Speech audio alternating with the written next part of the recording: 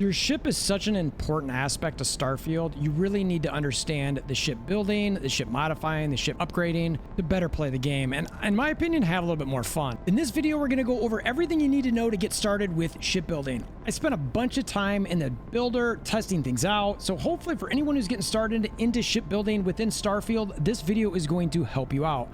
For all the pros out there, we might cover something you might have missed, and we're also going to do deeper dive videos coming because honestly, I didn't want this video to be an hour long. So keep an eye out for those in the description below and on the YouTube page. I want to give an overview of what we're going to go over in this video because there is a lot to shipbuilding. So these are the steps we're going to review. There's 8 of them. Well, 7. Step 1, where and who allows you to build / modify your ships. Step 2, critical skills that you're going to need to have in order to do this. Step 3, the ship builder versus the ship upgrader. Step 4, ship classes. Step 5, the ship builder understanding errors and the stats. Step 6, and this is the meat and potatoes, the ship parts. What they are, what they do, how do they affect each other. Step 7, we've got some random tips for you. And step 8, that's just our conclusion and wrap up. All right, let's get into this. So first, ship builders. Where are they? What do they do? They're all over the galaxy. And one thing I've got to mention is they don't all sell the same parts. I'm not going to go through what parts are sold where in this video, but we're going to put a link to a great website listing those below. An example is Wolf over at the Den. You can come here and we will find our shipbuilder just inside. You're basically looking for the ship services in any location that you're going. You talk to them. You can repair here too if you want. It's pretty cheap. You come here, you like to view and modify your ships, and you can just scroll through them. Now, this is not actually my home ship. I just happen to just steal it. I like to play with the Razor Leaf. When you steal new ships, you got to register them. Little hot tip, don't register this with the shipbuilder. Back out, just go here to ship, and you can register it right here. Watch, 10,905 credits without the shipbuilder, 12,536 with the shipbuilder. Not a lot, but it's a percent base, so as you get more expensive ships, it will matter. There's the original Star Builder in Alpha Centauri. In New Atlantis on Jemison, you've got the shipbuilder just next to your ship right here. And within shipbuilder, each one of these is going to sell different items within each of these. Now, they're not all going to be different, but some aren't going to have what others have. Again, we're not going to cover that specific detail in this video. Then there's going to be spots like Seoul that have specialty contractors that sell a specific type of ship part. This one specifically is Demos. Again, we're not going to go through each one of these, but now I think you get the general idea.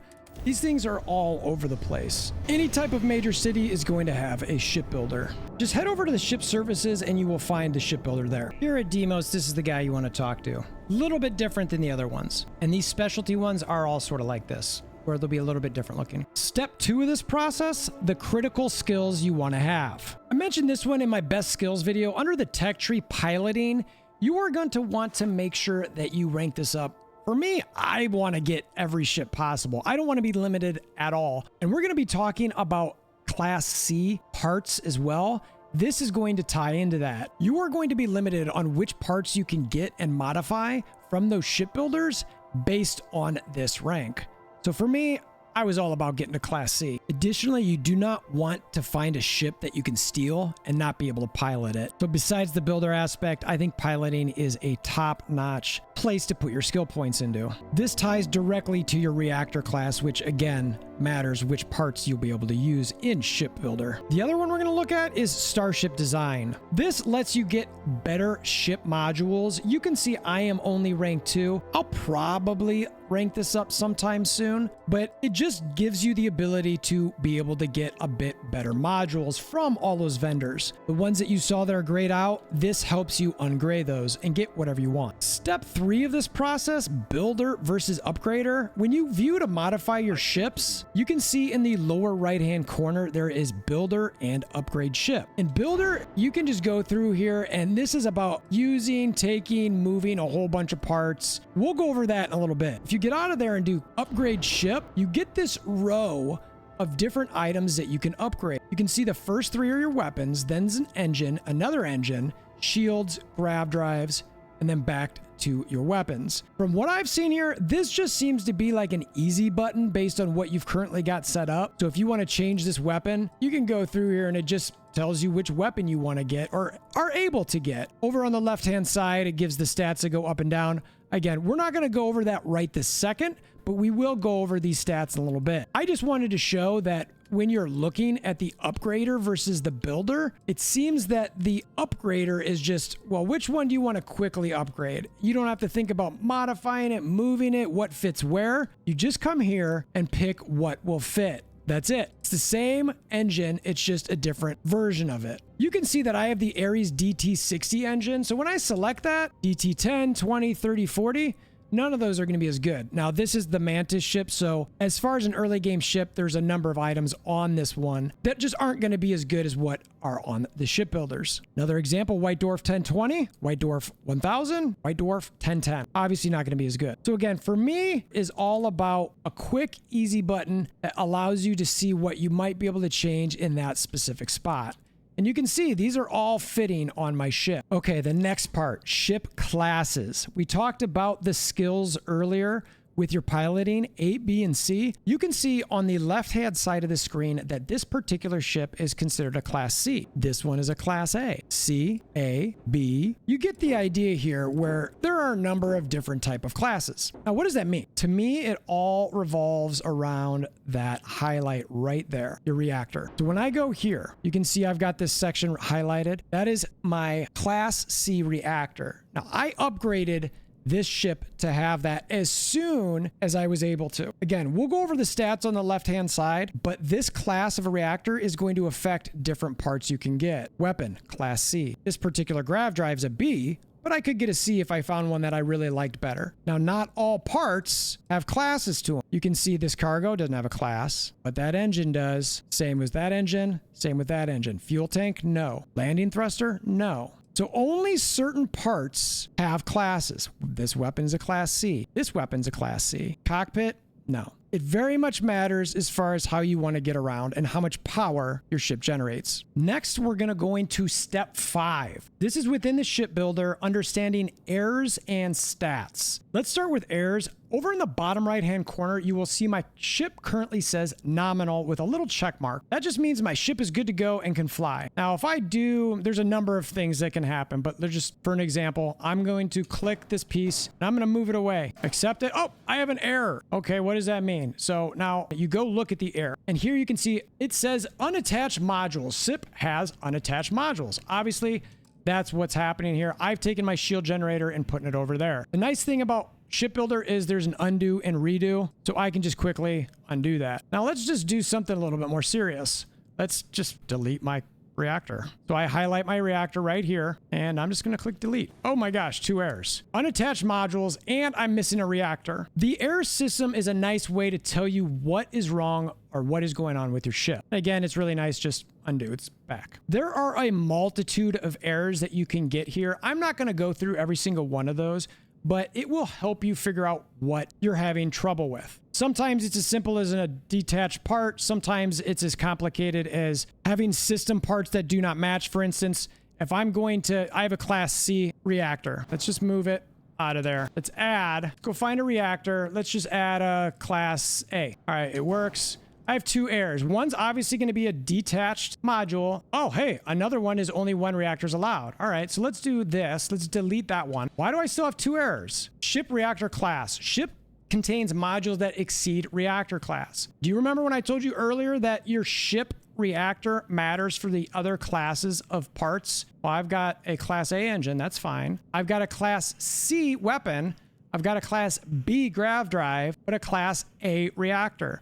Your reactor drives everything. We'll get into that in a little bit. So let's just undo that, but you get the idea with errors. Everything's now back in place. Yay, I'm happy my ship flies. One of the nice things about the errors is it can tell you exactly what you're missing. Let's just highlight our entire ship and let's just delete it. Bye. Oh my gosh, it's all gone. But look at those errors. So this can help direct you towards what you want to do when you build a ship from scratch. Additionally, as I understand it, and I have not been able to find a spot that just lets me build straight from scratch, this is how you have to start, is you have to have a ship, you have to delete either everything or certain components to start from scratch. But if you want to go through here and sort of figure out what you need to build your ship, this will help guide you. Hey, my ship's back. All right, so the next part of this one is stats. At the bottom, I want to show you the primary stats for your ship. These are your overall stats regardless of what you're looking at on the left-hand side, which is going to be stats for a specific component. You can see I've got engine highlighted, so it's giving me some stats there. Now I've got my cargo, different stats. Engine, similar as before. Reactor, different stats. Grav drive, different stats. You get the idea. Depending what part you're looking at will give you different stats on the left-hand side. So the stats on the bottom. We have Laspar missile. Those are your weapons. Just tells you what you're doing with each weapon. You can see this damage here, 149 on that missile launcher. These lasers, 7 and 24. 7 and 24, well, that only adds it's the hull damage. You can see there, the hull damage there, hull damage here. And then on the last one, 19 times 2, 38, because I got 2 of them. So that's what's showing there. The next one is your hull. Now, you're going to find different parts and components add to your hull. Where it shows up is different for each part, but you'll see hull 3, hull 5, hull 5, no hull there, just mass. Hull 5, hull 5. Anyway, you get the idea. Hull 5, no hull. Anytime you add a component to your ship, it's going to increase your hull. The long and short of that is basically your airtight ship. There's not really much to worry about there. You don't want your hull to break down when you're fighting. When your hull goes, your ship goes. Next is shield. It says 690.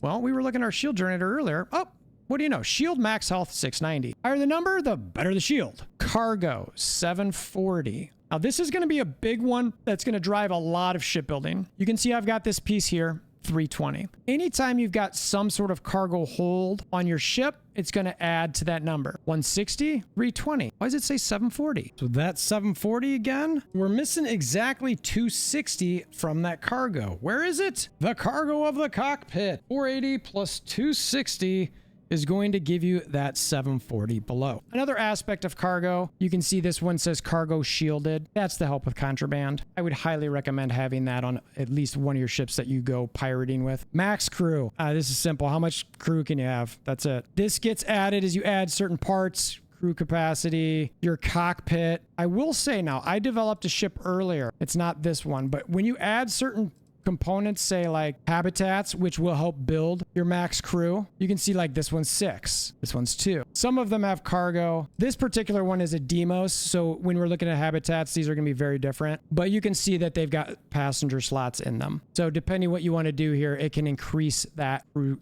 size. Now, obviously, I'd have to put this on. It's unattached, but you get the idea. You can build up crew if that's something you want to have on your ship. Jump range, 27 LY. That stands for light years. That is close to the number here where it says Grav jump thrust on my Grav drive. So I've got my Grav drive way up top. I'm not going for any sort of aesthetic with this ship. I was just sort of stacking things. But that Grav jump thrust gets you the certain distance you want to go. Now, obviously it says 30, but mine says 27. Well, as you add mass to this thing, that will go down. You can see there's certain thresholds where I'm okay at 27. Oh, there it goes. So from 68 to 92 added mass, which you'll see in the bottom right, which I'll get to in a second. That makes my light year jump range drop by 1. It obviously reduces some other stats too, which we'll also get into. So this Grav drive is all about that Grav jump thrust. Now, jump range light years, when I'm looking to travel in different solar systems. So I click here, I do set course, jump range,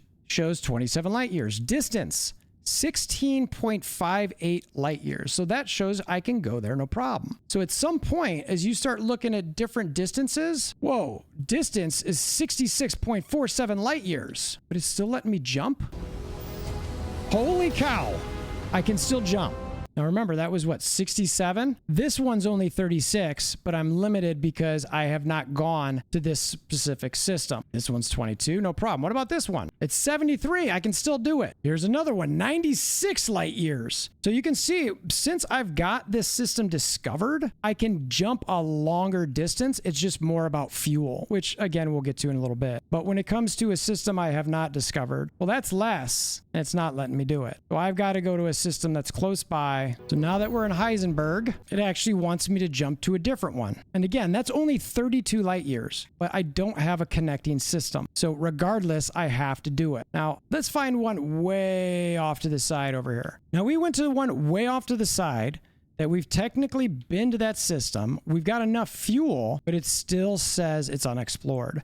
So there are some funky routing situations in the game, because you can see like that's every planet on that path. It says I have not explored, but you can see I'm here. I've been there. I've been here. I've been to all these different places. But it's part of the key for this light year jumps are. Let's just go back to volley. I'm going to show you a longer jump where it's just a single one. You can see here, it's only 23 again, so easy jump. All right, so once you get here and you start looking at other distances way off to the right, you can see some of these go up and around, but this Zell Asni, you can see that's 27 light years away. So I needed to be able to have a Grav ship that could jump that far. Now, why would I care? Well, it's not that place. I could go there, but there was a place way down here called Katydid that I wanted to go to, and I needed to get to here. So at some point it will matter when you don't have explored routes, but as you can see, when you explore them, there's a little bit more leniency there. It's more about that fuel. For me personally, it doesn't matter where I'm gonna go. I want as big as a range as a jump as I can. I don't want to stop. I just want to make sure that I can go where I want, when I want, and as few jumps as possible so I can just keep playing the game. So you get an idea of what jump range means.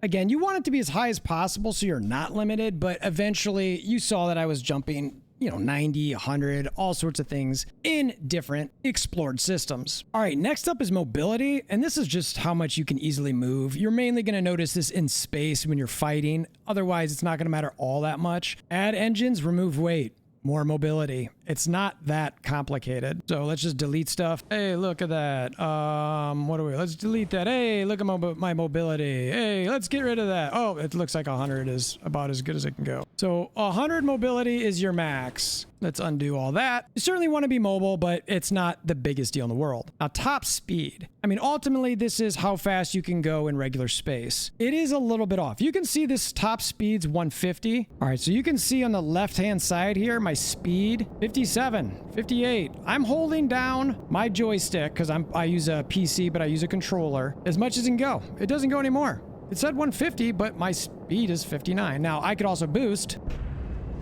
What's that get to? Oh, that's more. That's more. What? So you can see our speed is at 59. Let's pop another power bar into our engine. Oh, hey, 73, 74. All right, another one. See if we can get it to that 150. Oh, we're getting closer. All right, now we're at 132. We've only got one more ability to put in there. Let's see if we can get it to 150. Oh, that's basically there. So that top speed is there if you fill in your engine to completion. So I think the top speed is exactly like it says, top speed. But there are some factors with engines. I'm assuming weight. It doesn't seem to have any rhyme or reason. When I was playing around trying to figure that out several different times, it wouldn't drop to 0 until I deleted my last engine. I actually went researching a little bit on the internet, and some other people were just as confused.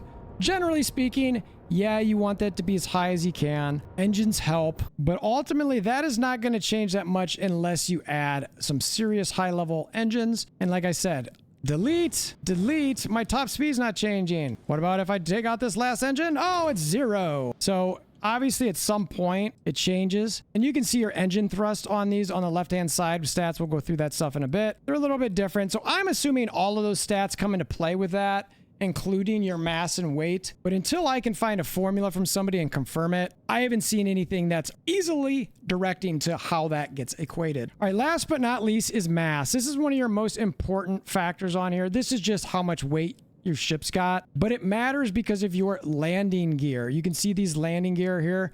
Lander thrust 1, lander thrust 1. Same thing on this side. So depending on how much mass you have, you might need to add landing gear. Now, on my particular ship, I actually did, and I needed to throw one under this sort of wing here to add 2 more because I was adding a whole bunch of fuel, you can see down here, and storage, because I wanted to be able to move around a bit more and carry stuff with me, but not a freighter ship. So as you add stuff, just remember that you've got to have these landing thrust items, and it's going to limit mobility, etc., like we talked about, jump range, etc. All of these parts and pieces affect how those stats sort of build up and how your ship will function, which leads us to step 6, which is the meat and potatoes of this video and of Shipbuilder. This is the ship parts. What are they? What do they do? And how do they affect each other? All right, so we're going to go over these ship parts in priority in my mind based on what is the most important. Now, this is not going to necessarily be a perfect list, but you get the idea from where we start because everything starts from the reactor. Like I mentioned before, there is a class to your reactor. This means all sorts of things as far as whether you can pilot it and how good your other ship parts can be, whether it's a class A, B, C, etc. We said this before. So we're going to focus on the left-hand side here as far as what these stats are so you can start understanding them a little bit. We talked about class. Again, that's the most important thing in my mind from reactor. Sort of. Power generated is probably equally as important because it's fine to have a class A ship as long as the power generated is what you need. Now, it'd be nice to have multiple reactors, but like we saw earlier, you can only have one. So this power generated is how much you can put into your ship, weapons, shields, engines, grav drives, etc. You can see on the upper left-hand side that I've got a reactor of 29, equipped power of 32. Now, really, you want as much reactor power as you can so that you can fill up all your weapons, engines, shields, grav drives, etc. Now, the truth is you don't really need to build up your grav drive very much. You really only need it, I don't know, a couple dashes. All it really does is make it so you don't have to watch that screen as long or sit and wait. So if you're impatient, yeah, get a faster grav drive. For me, the biggest things I really like are my shield, my weapons. Certainly engine matters as well, which I mentioned it earlier, but that can affect that top speed. So this is where the reactor and the power matters. You know, your top speed, we talked about this a little bit. You need to get a little bit higher speed. You put some of that power in there. You want to put some more into your shield. Okay. You want to put some more into your weapons. Maybe take some down. You need to get something into your grav drive. Maybe you need to put it there. So this is why the reactor is so important, as well as what the max power is on these other items. You know, maybe I want all of these things. Maybe I really need to go really fast right now, so I just pump a bunch of stuff into my engine. Or I don't really need a certain weapon and I want to focus on a particular one, get a fast ship going, I don't know, and get my grav drive going as fast as I can. But this is the flexibility we're talking about with that power. We want it to be able to do what we need it to do. So depending what other pieces you've got, you want to make sure that your reactor can fill in those columns as much as possible. Think about it just like your gas tank. The less things you've got in there, the less effective that particular item is going to be. Next up with the reactor, you've got repair rate, reactor health. Those seem pretty self-explanatory, how quickly they repair and how strong they are. You certainly want it to be as strong as possible. We talked about hull earlier and crew capacity earlier. This helps build those up. All right, next up is your grav drive. I think grav drive is one of the more important pieces of your ship because like we saw, it gets you certain distances. Now, if you're not impatient at all and you don't mind stopping in multiple systems or just want to slowly explore, then sure, you don't need a big grav jump thrust. But anybody who wants to get around quickly, I want to build this up. Again, class, the first thing on the left-hand side there, this has to be equal to or less than your reactor. Mine's C, so I could go ahead and do a B.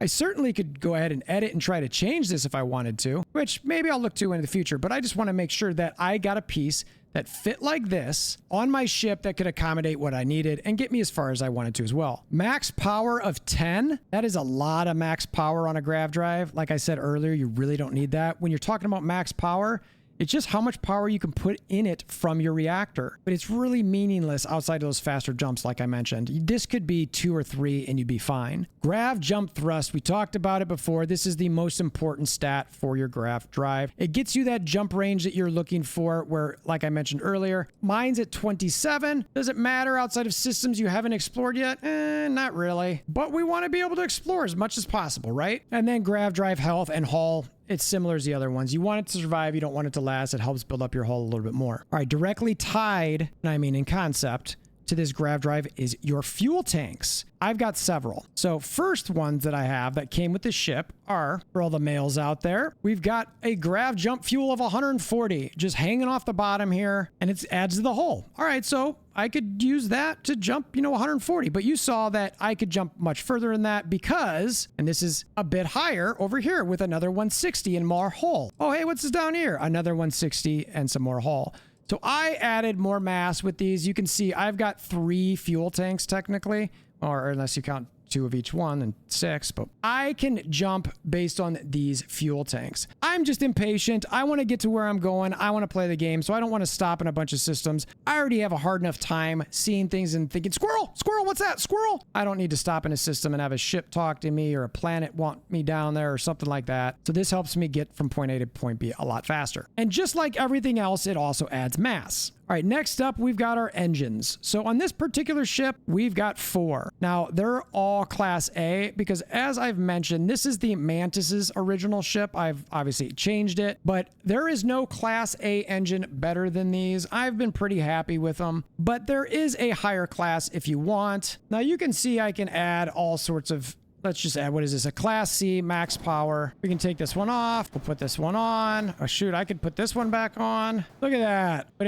I lost top speed and I lost jump range by adding more. And what's my error? Too much power for engines. Reduce engine count. So that's one thing that obviously will also matter because, like we talked before, you're only limited by what you can get. So I've got, what is this one? 3, 2, so it's 5, 7, 10, 13. You only get 12 of those at the top. That's it. So now if I delete this, hey, I could technically fly this. But adding this engine, which let's undo that. So you can see, look at the stats here. So this is Class A, 14,000 engine thrust. That's higher engine thrust and higher maneuvering, but it's not as good as far as my top speed and jump range because the mass is just huge. So for me, the engines, as you get into higher classes, they get so big. And let's see if we've got a Class C that's a little bit similar to that one. You can see at this particular vendor, as I scroll through here, it's just A's. I get to a B, and then we get to the C that we just saw. These ones down here I can't use. This one looks fun, right? Now that looks like similar to this one, Ares DT60, Ares DT50. I can't put it there though, but you can see engine thrust, 12,400, 2430 for maneuvering. This one's technically still better because it's that Mantis ship. So let's do a Class B that has a little bit better setup here. Look at that. Still lose top speed. I got a little bit more mass, but it's just not giving me enough oomph. That sort of deep dive is the sort of deep dive I'm going to do in a future video for each component, so you can really see how they all affect each other in great length. For now, I just wanted to show that for engines because they can be a little bit more complicated. So we mentioned the max power. Each engine goes into that engine column for your power. Obviously, you've got to keep all of that together below 12. I have not seen anything that allows it to go higher. Maybe in future expansions or etc., you'll be able to get a little bit more power on your reactors and each specific system. Engine thrust, maneuvering thrust, again, those help you move a little bit better, easier in space. Engine health, again, lasts longer. Hull, again, we talked about that. And then your crew capacity can also be increased from your engines as well. So of all the parts, I'd say the engines and the top speed seem to be a little bit more confusing than most because it's just not a simple remove this equals more of that or add this equals less of something else. But engines make you go, so you need them. So those 4 components are your 4 biggest components as far as making your ship move, and that's your reactor, your grav drive, your fuel tank, and your engines. Next up, we're going to look at storage, cargo bays.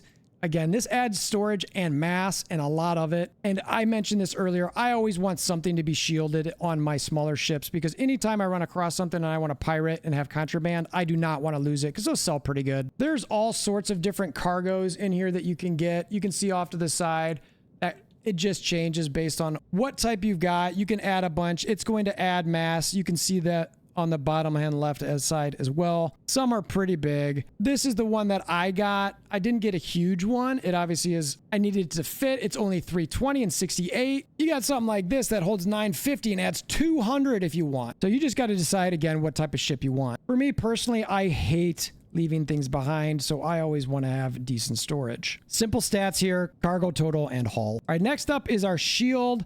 We talked about this earlier where you just get more shield. You got a class on your shield as well, which ties to your reactor. This one is a B, so I can get a C if I wanted to, but right now I've got a C. Again, you've got to balance exactly what you want to do with your mass, with everything so that your ship actually can move and function properly. Max power, again, you use the power from your generator to feed your shield. So if you want your shield to be a little bit stronger, take some more power, you can certainly find something here that will add to that. Max health, regenerate, again, those make it a little bit stronger, how quickly it comes back. Hull, we keep talking about it. Crew capacity, I think you get that by now. All right, next, you've got to be able to board your ship. And there must be a path from landing, whether it's in space or on land, to your cockpit. So you've got to be able to get to here from wherever else. So in the back here, I have my landing bay. When you go to your landing bay or you want to add one, you've got bays. Now this particular spot has only got this one, but this is what you need. This has to be able to touch the ground of the planets. So you do have a limitation on how you're going to set this up. See how it's red? It doesn't work. It's bad. Now it's good. Bad. Good.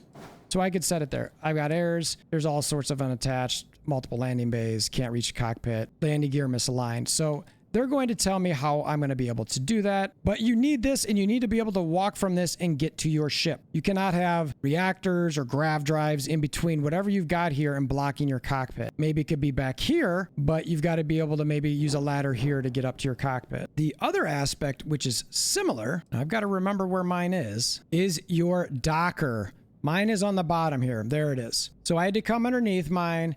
And this docker needs to be able to either be at the highest or lowest point on your ship. This allows you to dock other spaceships, docking stations, etc. So you need those two access points, one for space, one for land, and both of those need to be able to get from that point to your cockpit without obstruction. And you can see here your dockers, it just depends what you want. There's a slim one, here's a fat one. But this one's more of a, what I'd expect to be able to walk around in a little bit. And you can see another ability here, which we'll touch on real quick. You can flip things around. So if you wanted to make this a bottom or a top, you can do that. We haven't been flipping things around much because we're gonna save that for a different video. So from those spots, you can see I've got my cockpit, I've got a captain's quarter here, and I'll delete that piece there. But you can see this captain's quarter, it runs all the way from the front to the back. And that captain's quarters is where I've got my docker attached to and my landing bay. So my landing bay and my docker hit this captain's quarters, which hits my cockpit, and I'm good to go. All right, so we talked about the cockpit. 3 stats on the side here, and some of them are a little bit different. This one's got cargo. There's that 260 we were talking about earlier. Remember, it didn't add up? So it's nice to have some additional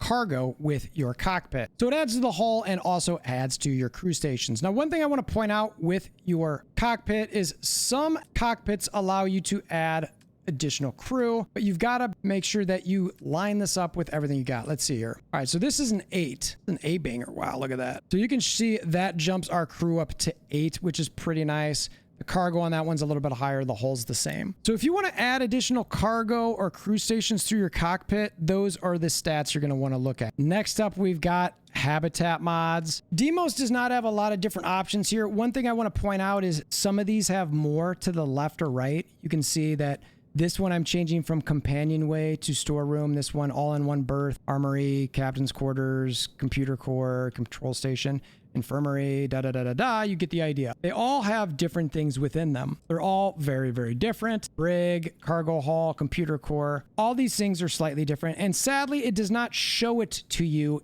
in the builder. I really don't like that aspect of it. Cargo, I assume it's probably just a bunch of storage. Mess hall, I assume some table to eat at. But unless you know, how would you know what these are? Now, some of these infirmaries, living quarters, science lab, and workshop, those are probably going to have benches for crafting, etc. But it'd be really nice if it was able to be seen from this menu and or in the ship builder. These are going to affect your hull and your crew stations, passenger slots. You can see that these are all very different. Some of them have crew stations. Some of them have the ability to add passenger slots. So if you're trying to add some of those, that's what you're going to be looking at. You can see I used some habitat modules to actually be able to make my ship work a little better. I just crammed them in there so I could make sure that I could get things that I needed to. There's an armory, there's this companionway, and then we've got this captain's quarters. So I've got sort of a double stack, but my cockpit limits what I can do as far as how many max crew I can have, which again, we covered earlier in the stats on the bottom. Next up, we've got structural. Now, these are basically going to be aesthetic pieces that help you sort of shape your ship a little bit and however you want. You can see this one, it's a weapon mount. I've actually got one of these on the top of my ship there. You can see they're on the sides of my Grav drive. It's nice to be able to actually put those up there. It's right there. You go. You got that highlighted. See, and I've got 2 weapons on it. And it moves off and on fairly easily if you collect it. Now I could also just move my weapons, or this is a piece that I got from, there's certain pieces on my ship that are from missions that I'm not going to get into. But these structural components, I mean, there's all sorts of different things you can add. I mean, it's just really trying to add aesthetics to your ship. You know, if you want to make something sort of stick off the end with an engine or something like that, you can put a piece like this on there. You need to form the ship a certain way. All right, well, put this off to the side. It's sort of endless based on whatever that particular vendor has. But do remember, you're looking over at the left here, all it has is value and mass. So it just costs something and it weighs something.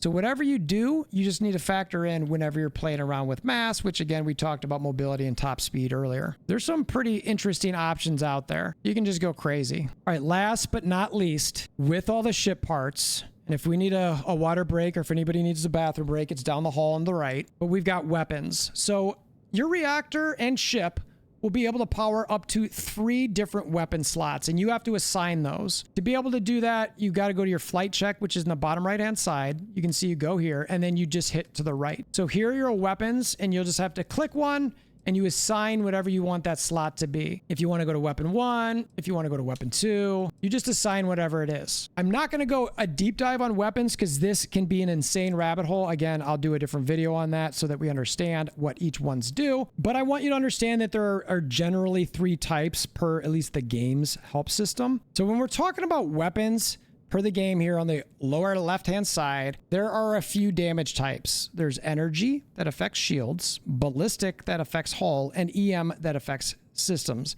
Now, I'll tell you right now, when you go through these weapons and go up and down these things, you can see that no matter what type it is, it's going to always affect the hull. Some affect the shield more than others. So I'm not certain that that bottom left-hand corner text is right. And then you've got suppressors, which do add electromagnetic damage. So those are a little bit different. But again, I don't want to do a massive deep dive on weapon types, what they do, what they look like. What I do want to cover in this sort of video is, again, the stats. You've got the class, again, tied to your reactor.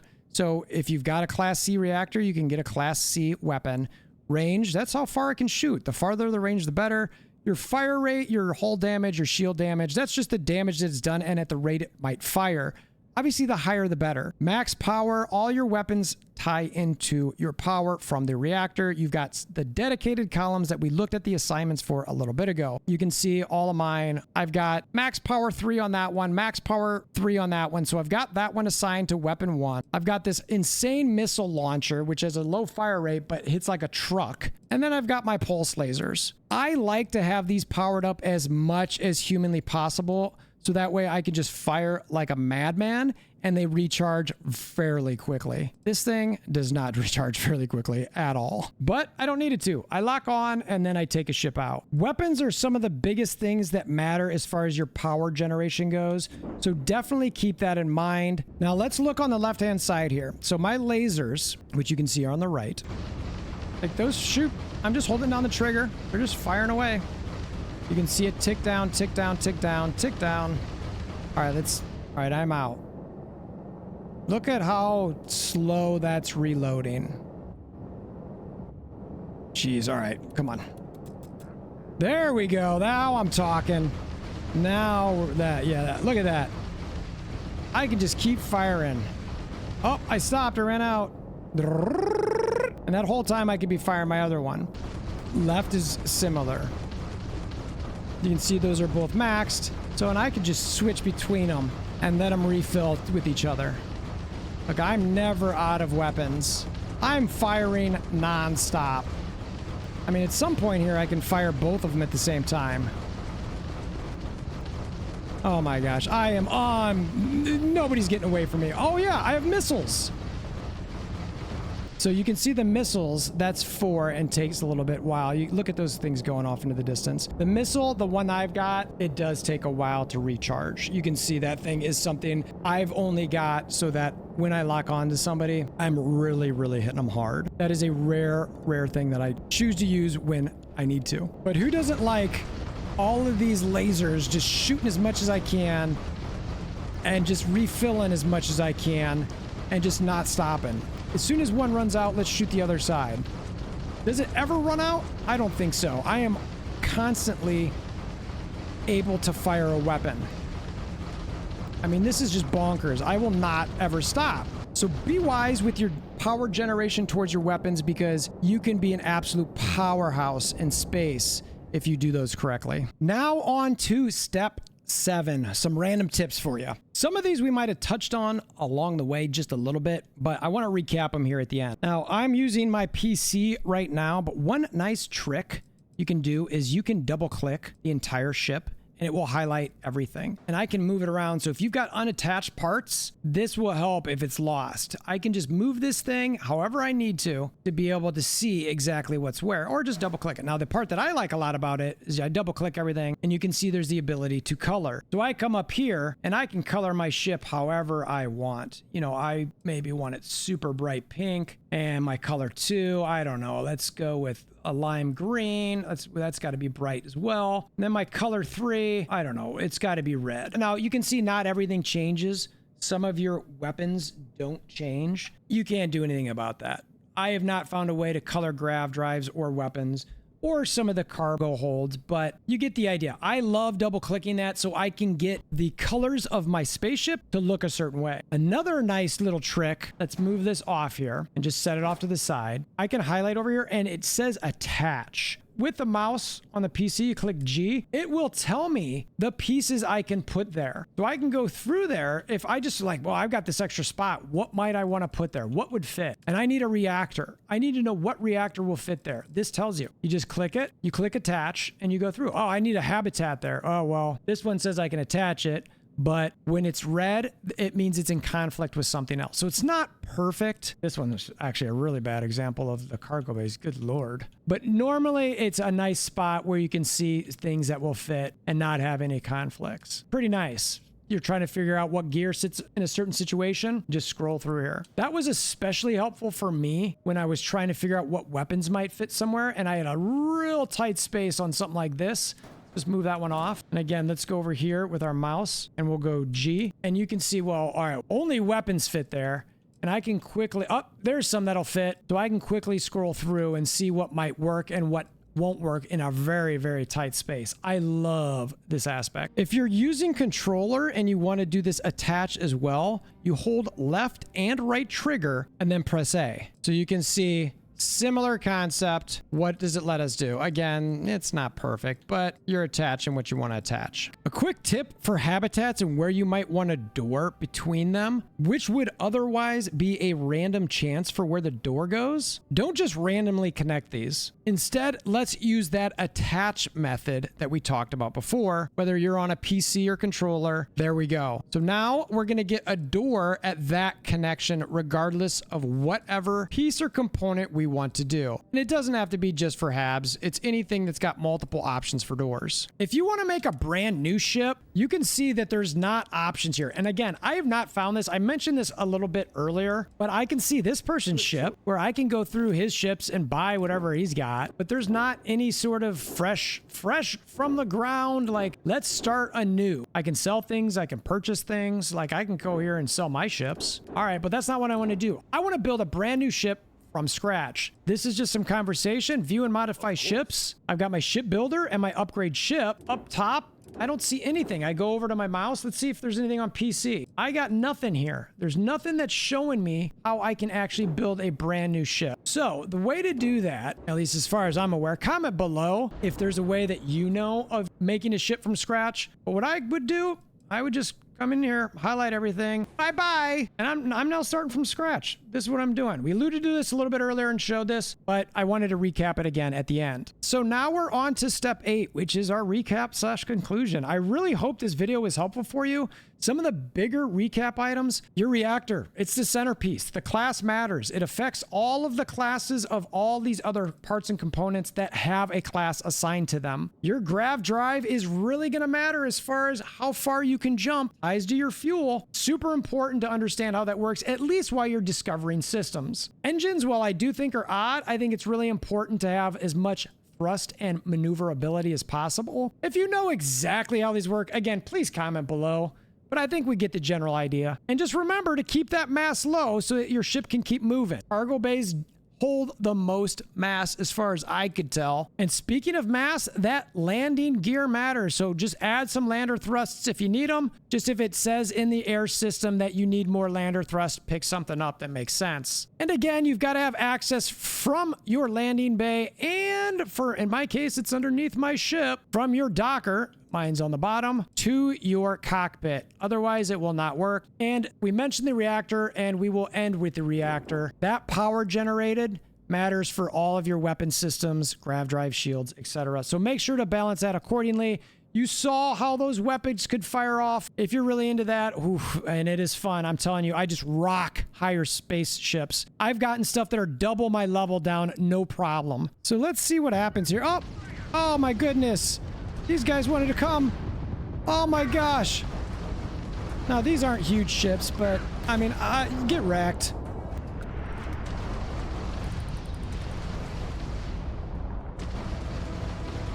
I'm not even locked on.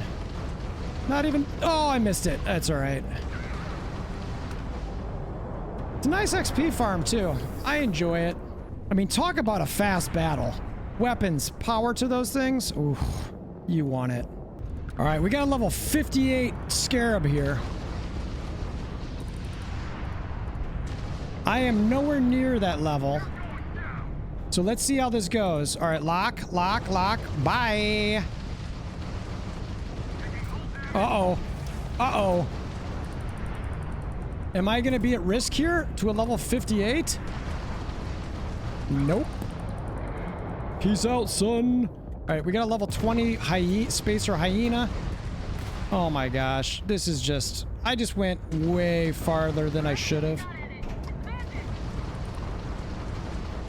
See you later. Thanks for playing. Decent XP. I just wanted to show some of this at the end of the video so you could get an idea of where these things come into play, at least in fighting in space, and how strong it can really be with a pretty early ship. So let me know what your thoughts are for all shipbuilding aspects in Starfield. I hope this video about the basics of shipbuilding were helpful. Again, as I make the other videos, I will put the link in the description below, or if you want to like and subscribe to the channel, always appreciate that. We will definitely be continuing to do Starfield guides in the future. We appreciate you making it this far, and until next time, we hope you have a wonderful day.